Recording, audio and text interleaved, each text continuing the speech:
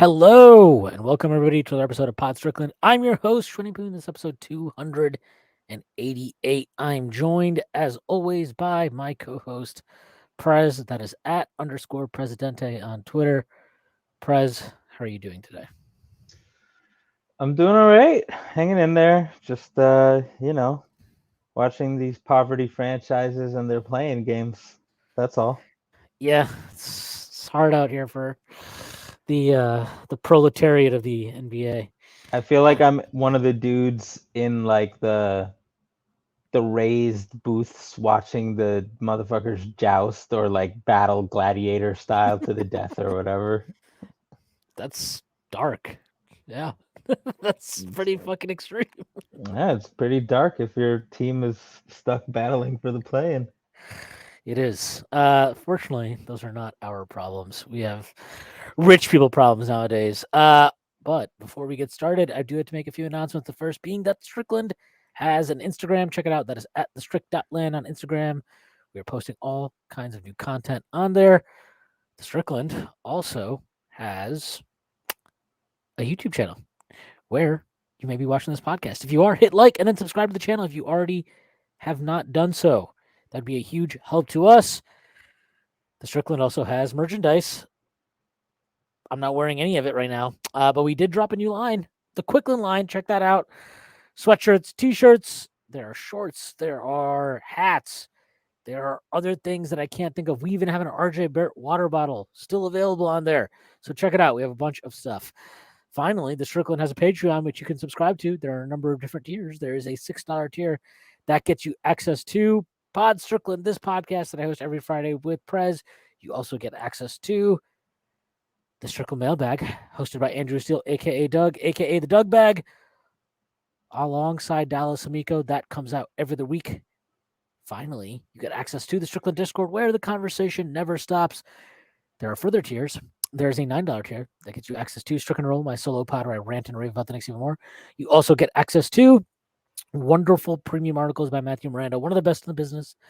There are further tiers, $15 tier, $30 tier, $50 tier, and $100 tier. Those come with a variety of additional benefits like listening in on pod recordings, merchandise discounts, and even potentially co-hosting a podcast alongside yours truly one day. Whether you choose to subscribe or not, none of this would be possible without you. So, without further ado, let's get started. The Knicks tip off their round one series against the Cleveland Cavaliers, 6 p.m. Saturday night. We still do not know if Julius Randle will be available for that game. He apparently has not gone through any contact in practices yet, although he has been doing portions of practice with the team. I don't know. I probably would not play him game one. That would also buy him, I think, an extra 3 days rest before game two. I think that might be a good idea, but we'll see how the Knicks approach it. Prez, I know you had thoughts on the series that you wanted to talk about, so I'm gonna let you do that. Yeah, sure. And I'm with you. The with the schedule dropping, what was it, yesterday? And us having the break between games one and two. Um, you hope there's a little less urgency, although I mean, 7 games is not a lot of games, so this is a relative statement. And I could see him playing if he's not 100%. The question is where you draw the line, and that's not something I'm equipped to do from my couch. So hopefully the Knicks just make a call, and hopefully it's the right call. But yeah, my thoughts were not Julius specific, just thinking about where these two teams are at right now. I was looking at some of the individual and team stats basically since the All-Star break, which is 20 games, maybe a little more than that, depending on if the player sat games or was injured or things like that, and just looking for interesting trends because we often on the Knicks side of things we hear like, all right, these are our statistics since Quentin Grimes came into the lineup and since Josh Hart entered the lineup and things like that, and those are more accurate than season wide numbers. So I'm looking for different recency thresholds for the Cavs and for some of the individual players that are kind of like that. In no particular order, it's we'll talk more about this a little later, but Grimes, I think we've all known that obviously he's been hooping, but until I actually looked at his stats since the All-Star break, I didn't really realize just quite how much he was hooping. He's in those 20 something games, he's basically 50, 45, 80 This on is after the All almost, Star break. yeah, on 69 true shooting percentage. Ooh, And yeah, nice. which is like an insane number. And obviously that has 69 is an insane number. there you go. Nice. Let the people know you can only get this if you pay for it on Patreon. Um, but yeah, he, we've seen it in the recent games with the injuries, but it started long before that.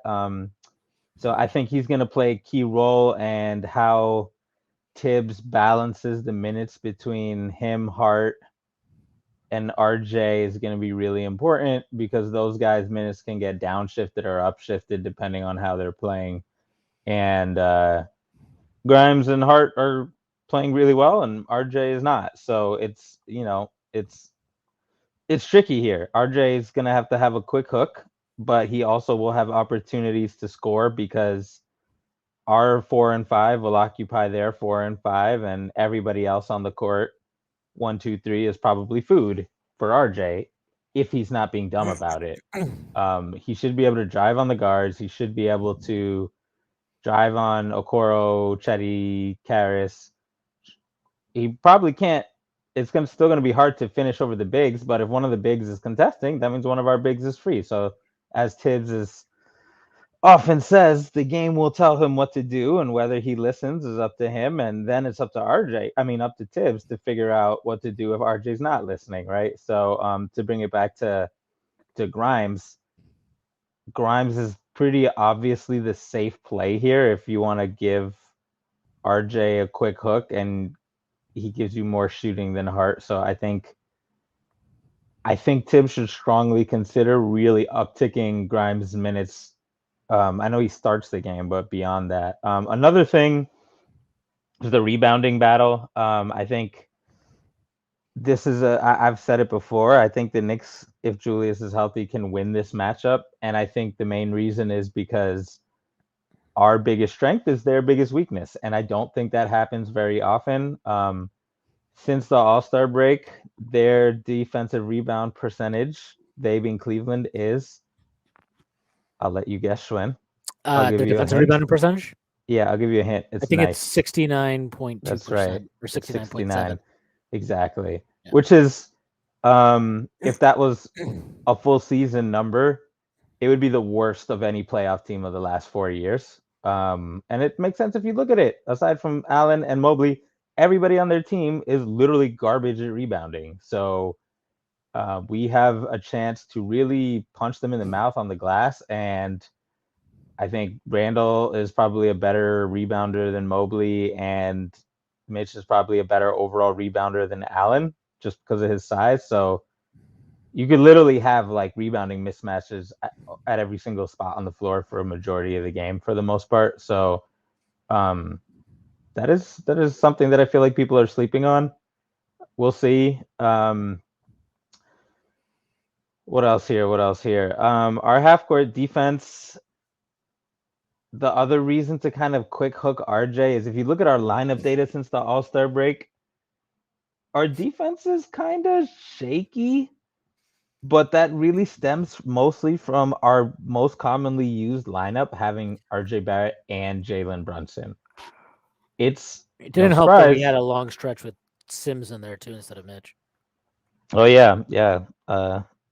My favorite defender on the team. Yep, We know this. your Just guy. kidding, Sims. I love you. Please do your duty if called upon in this playoff series.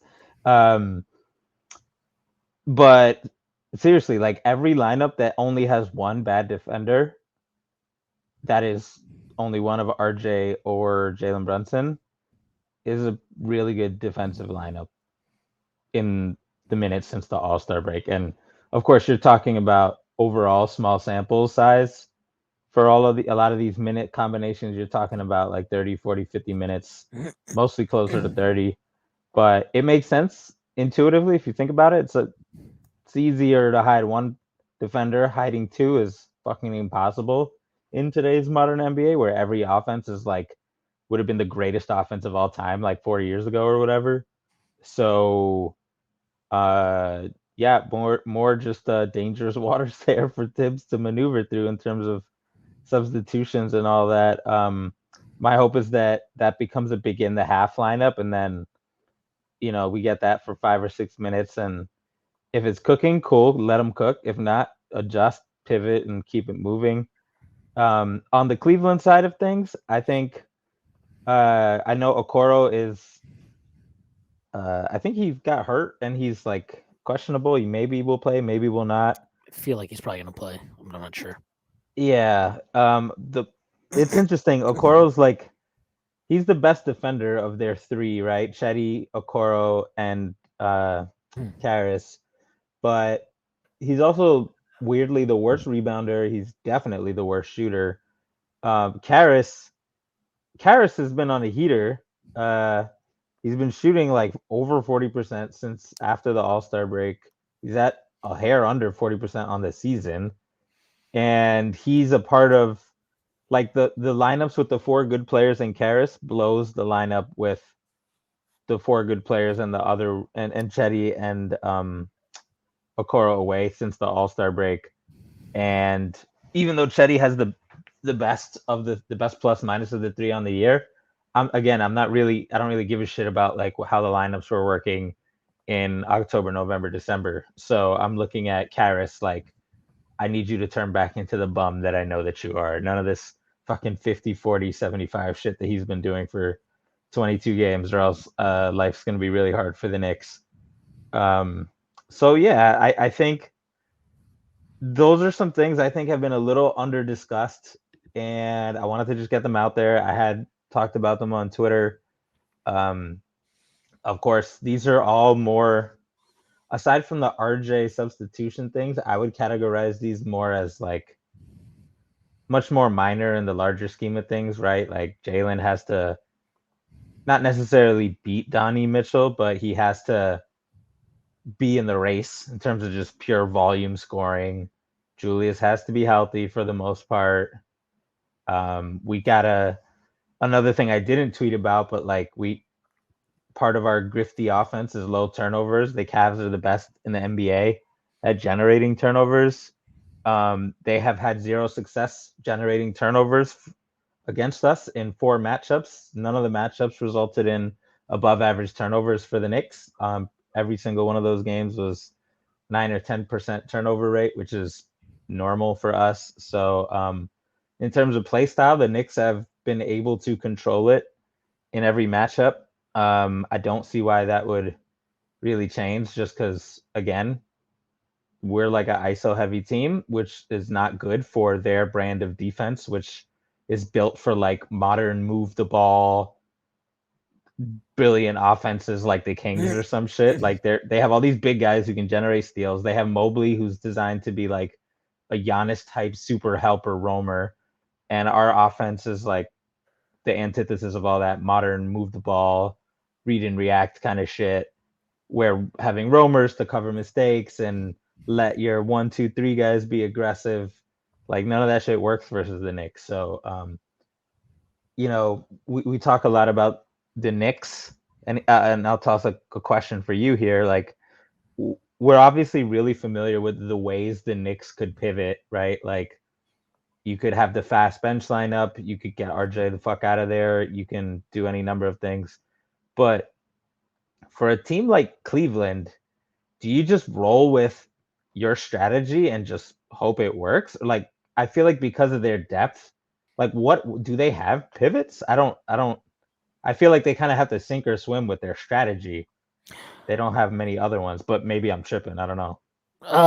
Yeah, no, I don't think they have any pivots. Not lineup wise. I mean, maybe Yeah, tactically they can right. throw stuff out there, but Yeah, yeah, yeah. I don't see what they would really go to unless I don't know, 2 of like those 3 guys. So Chetty, Okoro, Levert are really hooping in the series. Then maybe they can afford to go small and try it out at times, especially if Julius is out. But aside from that, no. Like I don't think even if they are, that's a very likely scenario. So I kind of just think they're doing what they do, and that's what it is. Yeah, I mean, I know they've played a lot of minutes this year, without Allen, without Mobley, without Garland. I think Mitchell's played most of the season, but like for the most part, when those four are healthy, they're going to be taking. I mean, what the least you imagine one of them would play would be like 35 minutes or something in a series. Mm-hmm. You got to figure Garland and Mitchell are going to play close to 40, if not more. Then maybe Mobley and Allen play a little bit less because bigs tend to play a little bit less. But yeah, I mean, other than that, I just don't think that there's much for them to experiment with because their depth is awful because they traded all of it for Donovan Mitchell. So we'll see how that works out for them. I think it's worth noting. You talked about, how like stuff earlier in the season is not as relevant as stuff later in the season. There's still this notion of like the Knicks are a bad shooting team. Since January 1st, the Knicks have played 45 games, went 28-17 in those games. They rank tied 11th in 3-point percentage over that time, 36.7%. And they are shooting the seventh most threes per game in the NBA. I would imagine if you did that by 3-point attempt rate, they would rank even higher because they play at a very fucking slow pace. Since the All-Star break, to kind of show how consistent they've been, they rank 8th in 3-point attempts per game at 37.5, and they rank 11th in 3-point percentage at 37.6. So you can break these numbers down however you want to break them down. The Knicks have been a pretty good fucking shooting team, at least a solid above average shooting team now for more than half the season. And honestly, I hate doing this because it's not exactly accurate, but like aside from RJ, who in this rotation right now that shoots threes, are you like they're a bad shooter? Nobody. Yeah, yeah. There's guys who like you can bet you can. There's guys like Obi and Hart, which you can ignore them and say like we'll make them beat us, but they're not bad shooters and they will beat you. That's the thing. Like Obi ended the year 35% from three, I think, on like 34.5%. Buddy Hield level 3-point rate for no reason, right? And then Hart obviously shot like he shot 50% on catch and shoot since the All-Star break. That'll come down, but like he was He also doesn't shoot due for enough, but yeah, some. he also doesn't take that much volume, so it's like it coming down doesn't matter that much. Yeah, and usually, I mean, like his shots are good shots as well. Like Obi takes some pretty tough catch and shoot threes, but Hart's are like he'll. That's what I'm saying. Like this isn't like a Okoro type situation. This is more like guys like Karras or Chetty who like I might call them bums, but they're not awful shooters. Like they're fine. And most of the Knicks are actually more than fine when you consider difficulty and 3-point rate, right? Like quickly, he's not the highest 3-point rate in the world, but it's not low, and he takes a ton of pull-ups, and he'll take them from anywhere off of at any given moment. Julius percentage is middling, but he puts them up like a motherfucker. Obviously Brunson and Grimes are very good shooters, and that's it. Look at that. That's most of the shots of the team, really. Like aside from RJ, like you said. Yeah. So I don't know. I mean, I can even look it up in more painstaking detail here, but I think they've been a bit of a victim of just like relativity of the league's top offenses, right? Like you still see teams like the Pacers or the Kings or the Warriors, and they put them up, right? They're running and gunning, and the Knicks don't do that. So it doesn't, and the Knicks are just such a brutal paint team. So it doesn't fit the image of good shooting, high 3-point rate team. But I mean, these are the numbers since just individual players. So this is mm-hmm, from January 1st to the end of the season. mm-hmm. In 34 games, Brunson 45.6% from three on 5.3 Oof. attempts per game. Quickly, 6.3 attempts per game, 39.5% from three. Grimes, 6.2 attempts per game, 39.4% from three. Hart, 2.1 attempts per game, 51.9% from three. Deuce McBride, 1.8, 35.7. Deuce is probably not going to play too much in the series, so whatever. Obi Toppin, 3.6 attempts per game, 34% from three. Julius Randle, 9 attempts per game, 33.8% from three. Then RJ Barrett, 5.3 attempts per game, 29.1% from three. He's Hartenstein has stopped. due. Hartenstein has stopped shooting threes, which is good. Mitchell Robinson has never shot a three, which is even better.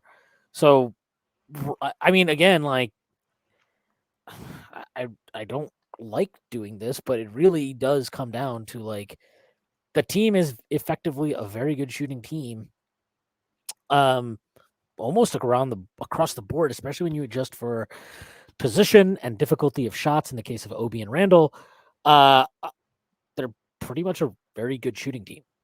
It's just they need RJ Barrett to jump along for the party. These are the numbers since the All-Star break. Josh Hart, 1.7 attempts per game, 47.4% from three. Quentin Grimes, 6.9 attempts per game, 45% from three. Jalen Brunson, 5.3 attempts per game, 43.8% from three. Emmanuel Quickley, 7.6 attempts per game, 40.1% from three. Julius Randle, 9.4 attempts, 35.8% from three. Obi's at 4.4 attempts, 33.3% from three. Deuce, 33.3% from three on 1.8 attempts. And then RJ Barrett, 27.3% from three on 5 attempts per game. Like, yeah, if this is what it is, like, there's really no point in, like, it's not really like beating a dead horse. It's just like an obvious fact. You have Quickly, you have Hart, you have Grimes. Those guys have been playing better than RJ Barrett. And their minute share has increased Their minute share has since the increased. trade deadline, which is no small thing. At some point, he can't bench RJ, so that's just what it is. But like, I've seen a lot of people like talk about, well, we need to give RJ time. Like, you got to at least give him a shot in the playoffs, and then you can see after a couple of games. Like, I don't know if you have a couple of games. Like, Yeah, it's definitely not the time. You have to assess it like how you assess, like how the Knicks used to assess like J.R. Smith. Like it's like, oh, does he have it going? No? Okay, then today's not one of those J.R. Smith days. We can't be having this fucking give him the whole half and then he goes 0 for 10 or whatever. I well, don't you care if can. he turns it around. You can if he's not, if he's playing fine if he's competing on defense, he's playing good defense, and if he's not making stupid decisions, if he's not taking stupid shots, That's fair. you can Yeah. do it then. But it can't be all of that. Like that, and that's really been the issue for him this year. Is like there's just too many nights where it's bad defense, bad shooting, bad decision making, and Right. that's it. Like, so you have to play it by ear, but it's gonna be hard. Like he's got to really start the series off well, because if he doesn't, like those three guys, like if let's put it this way, if all four of those guys started off the series shooting like shit, I would still prefer to have either Hart or Grimes or Quickly on the floor over RJ, given what we've seen over the last, I don't know, 45 games, let's call it, since the new year. And like that's just what it is. So I'm sure that people will think that's like hate or over the top or whatever, but like it's not. It's really just what one I feel when I've been watching the games, and two, looking at the fucking raw numbers, like just kind of drives it home. Whether it be some as simple an exercise as this, where we just look through the 3-point percentages these guys are shooting, or if you want to look at on-off data, on-court data, whatever impact, whatever you want to look at, it does not paint a pretty picture for RJ. That's just what it is. You mentioned this is a good matchup for him. I don't know if I'd say that. I actually think it's like a deceptive matchup for him, because I think you can kind of bait him into. You totally can bait him. You can bait him. You can Yeah. bait him into like, oh look, we have Garland on you. You should totally hunt this mismatch, and he'll And then drive. even if he does drive, it's like, okay, do we trust RJ to make the pass? Well, No. and RJ has the lowest pass rate on the team on drives. it's not Like, even. I mean, it's not even just that. To me, it's like he has a bad habit of getting too deep into the paint and then picking up his dribble, and then he hmm has to end up taking like these. He takes pivots like 6 times, and then takes some weird floating hook shot thing. Like he just puts himself in bad positions, and then compounds it by like if you dribble too far into the paint, you pick up your dribble, just kick it out to somebody, and then move on. Like he doesn't do that a lot of times unless it's like he knows that he's setting somebody up for a shot. I don't actually think it's like he's hunting for an assist. I think he just feels like it's like the Randall thing, right? Where Randall will like he'll like wait forever for the double team and then finally make the pass once he's like a guy's wide open. It's like, dude, you don't need to try to hit a home run here. Just make the simple play. And I think that's really like one of the issues both those guys have. But in this case, RJ, we're talking about just making simple plays and like keeping it moving over. Like he just doesn't do that enough. And I think I understand why people think this is a good matchup for him. And I think in theory it makes complete sense and it should be. But like I just think I think they can bait him. I think they can really bait him into over penetrating, over dribbling. I think they can, which in turn I think takes us out of any type of offensive flow we have. It also takes the ball out of more efficient scorers' hands, like Jalen Brunson. And I, I don't know. I'm just like I can't.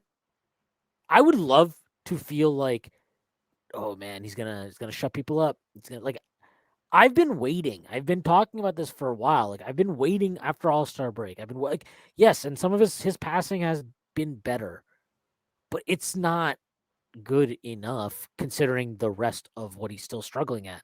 Can't buy a three. Can't. He's just been really poor on defense. Like I think his effort is better right now, but he's just moving so bad. And then you look at some of his transition takes. I don't even know what he's doing on some of them. He's just moving slow. It's very sluggish. I'm not optimistic about it. And I worry that they can bait him into taking bad shots. I worry that I don't even necessarily believe this is entirely a tips thing, but I think for reasons unrelated to just on court play, he has to play RJ Barrett a certain amount. And that's, we just have to hope that RJ can turn it around, or at least play better than he has in the regular season. And then, like, I just, you know, the rebounding, the effort on defense, all that stuff is like, will he do that? Will he bring that to the table? It's been very hit or miss all year, a lot of misses. And I don't know if you're Tibbs and you're really trying to win this series, like I don't know how much of a leash you can have with RJ because I don't, not because I actually don't know if we'll get wiped down his minutes or something like that. I don't think we will. But the margins, the margins to me in this series are pretty fine, and they're even more fine without Randall. If Randall is going to miss any time, you need to be winning those margins. You need to be aggressive on the margins, and the RJ Barrett situation is definitely one worth watching. It's probably the one worth watching for us, anyways, on this roster. But yeah, we'll see. I like our matchups. I think RJ is definitely a wild card. You can call him the X Factor if you want to, whatever you want to call him. I'm not really bullish about it, but you are right. He is bigger than everybody on their team. He can get to the rim. If he makes the right plays, that can really tilt stuff in the Knicks' favor. He just has not shown the capacity to do it consistently yet this year, or really throughout most of his career in the NBA, as far as creating out of drives anyway. I just got to say this. The other part of this too is like, if he had any modicum of like a competent pull up jump shooting game, this would be a very different conversation. Like if you're gonna put Garland on him and RJ had a proficient just elbow jumper, mid range jumper, whatever, I think that could change the conversation. But he doesn't have that. So to me, it's like You're talking about a guy who does all his shot creation off the dribble work at the rim, 3 to 10, like at least at the rim or in the paint. It's not much outside of that, and that is where their big boys are going to be. That's where Evan Mobley's going to be. That's where Jared Allen's going to be. We'll see.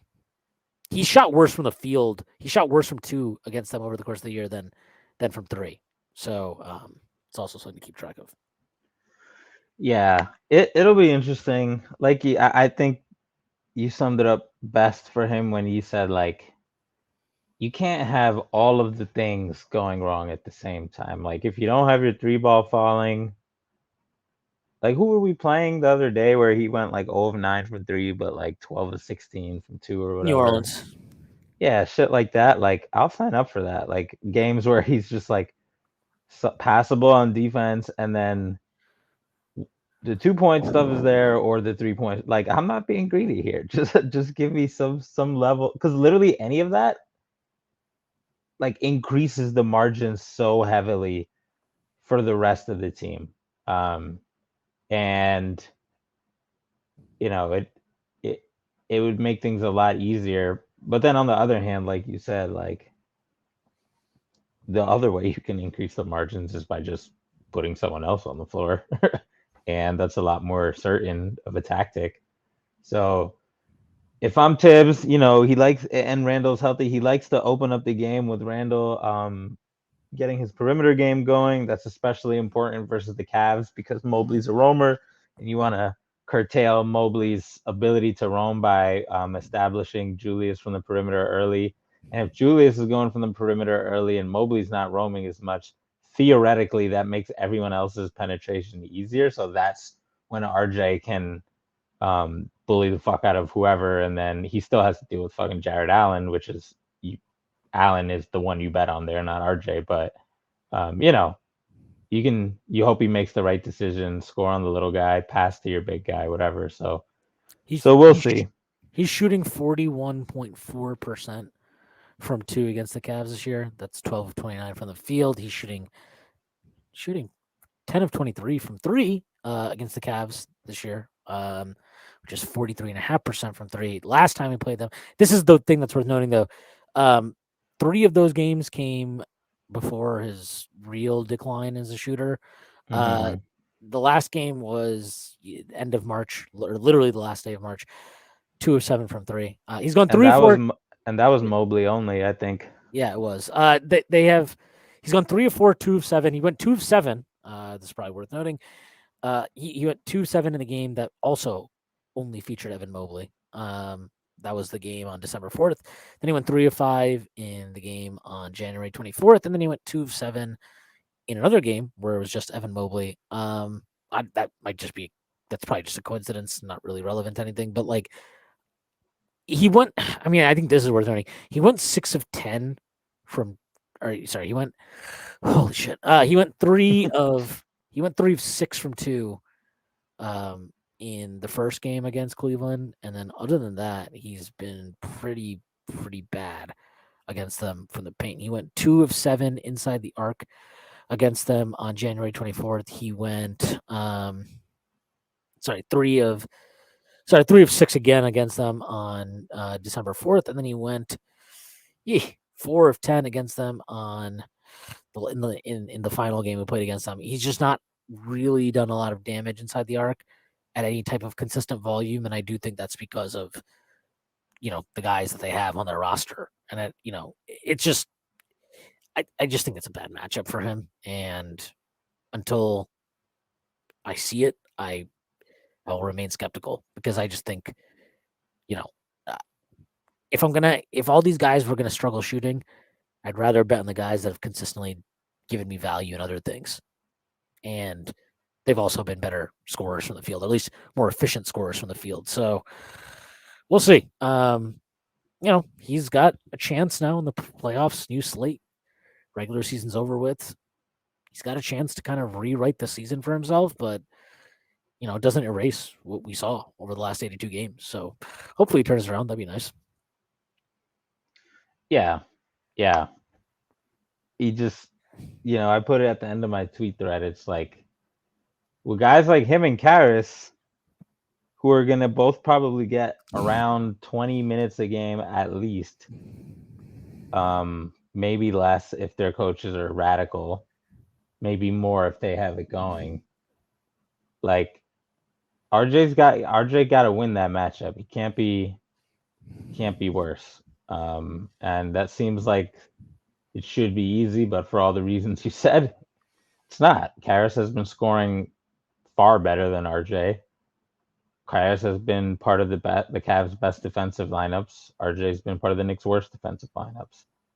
RJ's been part of some good scoring lineups, so it's there's stuff there, but like you said, it's not been consistent or organized really. So RJ, be less bad than Karras. That's all I ask.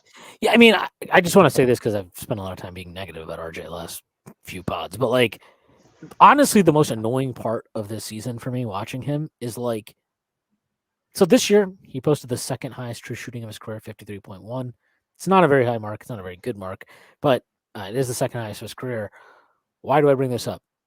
Well, he posted by far the worst 3-point percentage of his career on the second highest volume of his career, 31% from three on the dot on 7.8 attempts per game. He also put up the best. Sorry, that's per 100 possessions. Per game, he averaged he took 5.3 attempts per game. Why this is notable to me is he managed to have the second highest shooting percentage of his career. Why? Because his 2-point percentage took a massive spike, huge, like genuinely a very big spike. Over his first 3 years in the NBA, 44.5% from two. By season, 43.2%, 45.7%, 44.2%. This year, 49.5% from two. That's good. That's not bad. That's a big tangible leap. It just doesn't stand out because I don't know what the hell's going on with this three ball, but it's been really bad. And I've seen people talk about it was maybe the finger injury against Dallas. That I mean, and maybe it is. To me, it doesn't look like that. It looks more like something is off with his lift. And I don't know if he's hurt or not. Like, I would probably take some solace in the fact if, like, it came out after season's over and it's like, oh, he's getting fucking hernia surgery or something. I'd be like, oh, okay, well, that maybe explains a lot of why he just looks so slow and had no lift on his three and stuff. But if there is a silver lining for him this season, it's been like the 2-point percentage. I mean, it's a very sizable leap that he's made there, and it's a good one. I mean, it still needs to get better, but it's not nothing. Yeah, yeah, exactly. And that's my hope is that like not that everything's clicking and he just has a masterclass series. My hope is just like, yo, get hot from two or get hot from three. Don't get torched in pick and roll because that's going to be the biggest. The Cavs. Donnie and Garland, for all their talents, they don't isolate like mano y mano. When they isolate, it's usually like screen then isolate. So, uh, they're gonna make RJ run around a screen and test his speed and mobility and all that. And then he'll have to dance with them, which is also hard. But like you can't be getting hit by the screen and then not affecting the roller or the ball handler, which is something RJ has really loved to do this season, is to just be there and do nothing. So just like compete on defense. With RJ, it really is an effort thing on defense. It's not like he doesn't know what the fuck to do. And then, like you said, like maybe he struggles from two but hits open threes. Like, yeah, I'll sign up for that shit. I do think we haven't really seen it. Tibbs, I mean, we only have one playoff series to go off of, but we know that Tibbs, who is normally loath to change, does so when his back is against the wall. So my hope is that in a playoff series, he'll do a slightly more aggressive version of what we've already seen him do in the last 20 games since we've gotten Josh Hart, which is like Josh Hart. There's been plenty of games where Josh Hart has played more than RJ Barrett. and Quentin Grimes played more than RJ Barrett, so he'll probably do a little bit more of that. It wouldn't surprise me. Yeah. One reason why I still hold out hope for RJ Barrett, not even hope, but like I still kind of feel like it'd be a mistake to sell low on him. Is I watched the playing game yesterday and I watched OG Anunoby and he fucking sucks. So I want to throw that out there. Yeah, I'm sure that will motivate RJ enough to hoop versus Jared Allen and Chetty Osman. Yep. We just need to send him messages of how much better he is than OG Anunoby. Maybe we should, or maybe we have to tell him he's got to get traded for OG Anunoby. Maybe he doesn't want to go back to Canada. Um, If I was him, I wouldn't want to go back to Canada if I was on the Knicks. yeah, I mean, he just there's no way he's in the fucking optimal shape for himself right now. Like He's not. He's not. he's fucking like huge and like doesn't have his muscles don't have the type of definition that like you kind of would want him to have. It's like he's molding into like morphing into like Paul Pierce body, but he's not Paul Pierce. It doesn't make sense to have that type of body. Like he's smaller than Pierce and Melo and those guys. Like I feel like he's just getting too big. And I don't think it's like he's fat or he's not working. I think it's If like you look at the he's pictures of working him dumb. from the end of his rookie year and the beginning of his very good second year, like I'll look at those pictures now and I'm like, holy shit, RJ Barrett was fucking tiny. But RJ Barrett wasn't tiny. He was still bodying people back then. He was still 220 pounds. He's just had way less mass compared to now. That's the thing that's so striking to me. It's like, dude, he was like he was lean as fuck. Even looking at him at Duke, I'm like, wow, he looks fucking malnourished. Like, no, Prez, he's not malnourished. He was like 215 at Duke, 210 at Duke. He just probably 25 pounds less than he is now. And like, it just, yeah, I mean, we've beaten that horse to death. He needs to, whether it's in New York or or somewhere else next year. I mean, he's going to be playing with the FIBA team. I don't know what how many weeks of the summer that commitment is in terms of practice through the end of the tournament or whatever. But he's certainly going to play more basketball than he did last summer. But I suspect for him, the big change will occur. If it occurs, it will occur when he's not playing basketball, right? Like if he didn't already slim down playing through the NBA season, he's not going to magically slim down in a month of FIBA. So it's going to take some real cutting and grinding in the remaining month or two or three or whatever of the summer if he wants to revive his usefulness as an NBA starter, or else he's gonna, go the way of guys like Harris LeVert or Andrew Wiggins, but pre Golden State, and just become like a weird, not albatross, but just like a player that nobody's fucking with, and he becomes useful for trade salary reasons. Um, yeah, we'll see. Let's save that one for the off season.